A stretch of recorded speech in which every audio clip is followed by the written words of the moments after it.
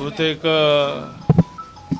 ಮುಖ್ಯಮಂತ್ರಿ ಸಿದ್ದರಾಮಯ್ಯನವರು ನಾಳೆ ತೀರ್ಪು ಬಂದ ನಂತರ ರಾಜೀನಾಮೆ ಕೊಡುವಂಥ ಪರಿಸ್ಥಿತಿ 100ಕ್ಕೆ 100 ಬರುತ್ತೆ. ಆ ತೀರ್ಪಿಗೆ ಮುಂಚೆನೇ ಗೌರವಯುತವಾಗಿ ರಾಜೀನಾಮೆ ಕೊಡೋದು ಒಳ್ಳೆಯದು ಅಂತ ನಾನು ಒಂದು ಸಲಹೆ ಅವರು ಕೊಡ್ತೀನಿ. ಏಕೆಂದರೆ ಅವರು ಮಾಡಿರುವಂಥ ಎಲ್ಲ ಹಗರಣಗಳು ಸಾಬೀತಾಗಿರೋದ್ರಿಂದ ಅದರಿಂದ ಯಾವುದೇ ಕಾರಣಕ್ಕೆ ತಪ್ಪಿಸ್ಕೊಳ್ಳೋಕೆ ಸಾಧ್ಯ ಇಲ್ಲ. ಭಾರತದ ಜಗಜ್ಜೀವಂತ ಸಂಗತಿ. ನೋಡೋಣ ನಾಳೆ ಏನೇನಾಗುತ್ತೆ. ನಮಗೇನು ಅರ್ಥ ಇಲ್ಲ. ಇವರು ಯಾವುದೇ ತೀರ್ಮಾನ ಸರ್ಕಾರ ತಗೊಳ್ಳೋಕೆ ಅವರು ಸರ್ವ ಸ್ವತಂತ್ರರಿದ್ದಾರೆ.